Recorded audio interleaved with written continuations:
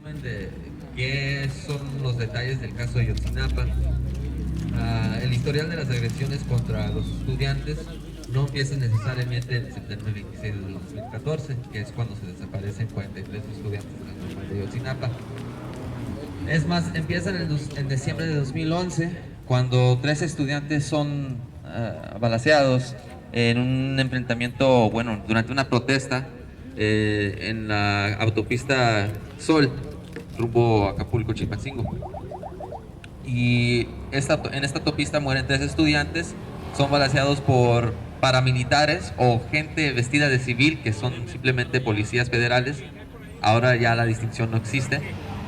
Y mueren los estudiantes, no hay ningún detenido, aunque hay fotos, hay bastante evidencia, y de ahí surge el término caso Yotzinapa. Caso Yotzinapa se refiere a otro caso de otra agresión, en donde normalistas son balaceados por gente vestida de civil. Esto fue en el 2011, ya tiene un largo historial de toda esta tensión entre el Estado y esa escuela en particular. Otro detalle, otros factores sobre ese caso, para dar una perspectiva sobre el panorama de injusticia, sobre todos los detalles de ese caso. Hubo una persona que tenía la valentía de ser testigo. Desafortunadamente, ella fue una de las pocas personas que fue arrestada y su caso no ha sido resuelto. Ella todavía está en la cárcel desde el 2011 por un asesinato que obviamente no cometió. ¿Por qué? Porque las fotos claramente enseñan que son gente vestida de civil, gente asociada con la Policía Federal, usando unas AR-15, que son armas designadas para militares, policías, etcétera. Entonces, las fotos, la evidencia que existe, que también están en posesión de la Comisión Nacional de Derechos Humanos de México, indican que no pudo haber sido una persona, una señora. Lo que sí pasó fue que incluso hasta parece que su esposo fue herido durante el enfrentamiento en el 2011. Lo que sí ocurrió fue que un abogado que tenía la disposición de resolver el caso, pelear, abogar a favor de la señora, este abogado de Cuernavaca fue asesinado. Entonces, desde Chilpancingo, Guerrero, alguien o un grupo de elementos asociados con el Estado fueron hasta Cuernavaca para asesinar a este abogado que estaba dispuesto a resolver el caso a favor de la señora y que potencialmente iba a aclarar quién de verdad mató a esos normalistas en el 2011. Entonces, ese es el contexto de Chilpancingo, Iguala, Ayotzinapa. Han habido otros asesinatos y cae la persona equivocada. Este es un detalle que debemos que tener en mente cuando tratamos de evaluar la narrativa oficial que manejó Murillo Caram y que mantiene el gobierno mexicano. Como hay un historial en donde personas son falsamente acusadas por un crimen que no cometieron ellos, pues esto ya cuestiona cómo han manejado el caso de Ayotzinapa 2014 el gobierno federal. Esto indica que las personas que han sido detenidas, las 3 personas que están oficialmente reconocidas como los asesinos de los estudiantes, probablemente no son los que son culpables por esta desaparición forzada. Probablemente, y simplemente es una cosa de lógica. Es una lógica obvia o es algo muy cotidiano saber que 3 estudiantes, o 3 delincuentes común y corriente no pueden agredir, no pueden controlar tantas personas a la misma vez, aunque estén armados. Incluso un testimonio de uno de los sobrevivientes que presenció todas las agresiones indica que no es imposible que esos estudiantes en particular se hubieran dejado manejar por estos delincuentes. Entonces, habla sobre un esfuerzo mucho más grande planeado. Según los reportes de Anabel Hernández, el gobierno federal estaba observando los movimientos de los estudiantes de Ayotzinapa desde la mañana del septiembre 26. Esto indica que por lo menos sabían dónde iban a estar ubicados por un largo plazo de tiempo ese día ese 26. También los detalles del enfrentamiento, bueno, no se le puede llamar enfrentamiento, del ataque que emprendió el gobierno federal, hablan mucho sobre la participación amplia del gobierno a distintos niveles. Por ejemplo, desde las 8, aproximadamente 8 de la tarde, 8 de la noche que diga, en septiembre 26, se hablaba de bloqueos alrededor de la ciudad de Iguala. Es decir, que nadie podía ingresar egresar de la ciudad sin estar detenido, sin ser observado por elementos militares o policía federal. Esto indica que era algo bastante bien organizado. Esto indica que hubieron elementos federales resguardando el propio ataque, o sea, asegurándose que nadie interviniera con algo que ya estaba emprendido, que ya estaba siendo implementado. El ataque duró bastantes minutos, por lo menos una media hora de balacera, de tensión, de los estudiantes tirando botellas de agua, piedras. En particular fue agredido el tercer autobús, ya que como todos conocemos el caso de los detalles, hubieron 3 autobuses conteniendo aproximadamente 90 estudiantes. La mitad de ellos pudieron salirse de los ataques, esconderse de una manera u otra, pero la otra mitad, o aproximadamente la mitad de esos estudiantes, fueron desaparecidos. Lo que ocurrió fue que hubieron bastantes patrullas, 3 patrullas en particular, que agarraron un autobús en particular y de ahí sacaron los 43 estudiantes.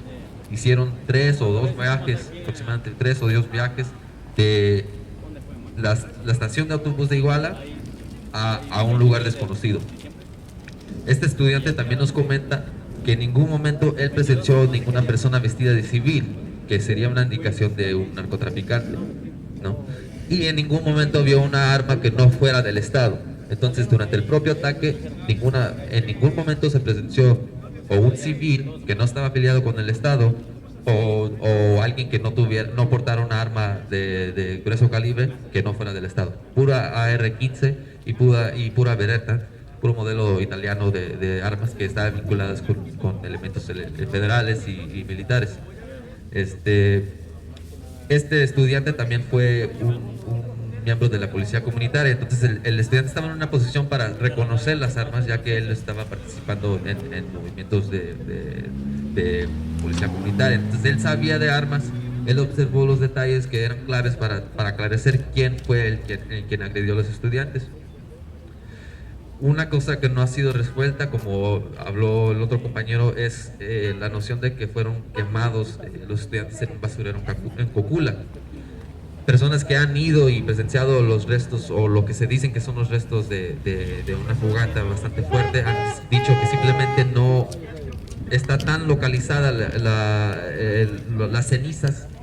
O sea, hablan de un espacio que está quizás de acá hasta la parada de autobús, hasta por allá, y los árboles no están quemados. Pero para hacer una fogata que quemara 43 cuerpos o más de 43 cuerpos, porque también presuntamente era un lugar donde frecuentemente calcinaban a personas, para que fuera ese tipo de lugar tendría que haber otros restos, otros elementos que quemaban personas ahí, pero los árboles estaban intactos. Toda la evidencia indicaba que ahí nunca hubo una fogata lo suficientemente fuerte para quemar a tantos cuerpos y hacerlos de una manera tan definitiva, ¿no? tan completa, que no dejara ni huesos. Sí, entonces pues lo que ocurrió en esa noche, regresando a esos detalles de aproximadamente las 8 de la noche de septiembre 26, pues lo que presenció ese estudiante fue lo siguiente. Llega primero policía municipal para agredir a los estudiantes. Piensan ellos que están siendo atacados, pero no de verdad, simplemente están disparando al aire. Este estudiante fue el que presenció la primera muerte. Un compañero frente de él corre cuando se están dando cuenta que están tirando para matar y le cae un tiro en la cabeza. El compañero lo tratan de rescatar y es obvio que ya falleció. Entonces tienen que correr, se esconden detrás de los distintos carros, tratan de ver si se pueden ir a otro lado, pero están completamente rodeados por elementos de la policía municipal. Después de 20-30 minutos empiezan a llegar los carros de las policías y ahí es cuando se empiezan a llevar a los estudiantes a una locación no desconocida. Después de eso llega otro elemento policiaco. Este grupo está mejor equipado, portan las mismas armas, pero tienen chalecos antibalas, tienen rodilleras, tienen más equipo, más sofisticado, que indica que posiblemente eran policías federales. Eso fue la extrapolación que hizo el sobreviviente, el que me dio este testimonio. Entonces hay dos elementos gubernamentales, armados, que no tienen ningún tipo de coordinación. Y este elemento policíaco o federal, no sé qué, no se sabe exactamente de qué grupo pertenecían, se lleva a un estudiante que estaba teniendo un ataque de pánico. Los estudiantes obviamente tenían mucho miedo, ya había pasado una hora de balaceras y pues deciden acceder a los conocimientos de los policías. Le piden que les den ese estudiante que obviamente se estaba muriendo y pues se lo llevan. Ese estudiante sí apareció en el hospital, pero lo que esto habla es que hubieron tantos elementos gubernamentales operando, algunos por su propia cuenta, otros en coordinación con la Policía Estatal Militar, otros que, o sea, hubieron tantos del gobierno que es imposible que con esta investigación tan superficial podamos nosotros aceptar que los estudiantes fueron desaparecidos así nomás en Cocula, que fueron quemados así nomás, porque hubieron tantos testimonios que no fueron analizados y hay tantos detalles desconocidos del caso que no se puede ni saber exactamente quién fue. O sea, se sabe que fueron elementos estatales, que fueron elementos de Cúpula e Iguala, pero obviamente hubo coordinación a un alto nivel. Si hubieron bloqueos de las autopistas, si hubo una presencia militar. Se habla de que durante la propia balacera estaban a menos de 100 metros elementos del ejército, o sea, ni en el bloqueo, o sea, estamos hablando de la propia base del batallón 27. Entonces, por dicha razón, hablamos mucho sobre parar el Plan Mérida, porque gente del batallón 27 ha sido asesorada y entrenada por Estados Unidos. Hay bastantes récords oficiales que indican que han recibido dinero, han recibido entrenamiento en Georgia. Entonces, y también en Carolina del Norte.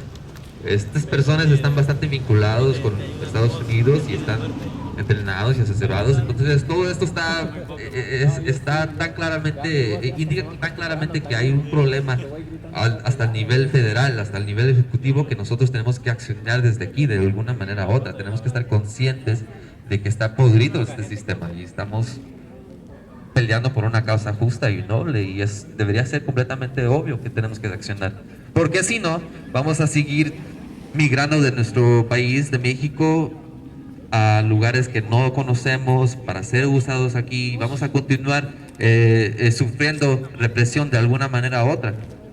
Entonces esto es lo que nos debería de impulsar este caso, que deberemos de organizarnos y sí, coordinar. Gracias. ¡La lucha sigue! ¡Ayotzinapa vive! ¡La lucha sigue! ¡Ayotzinapa vive y vive! ¡La lucha sigue y sigue!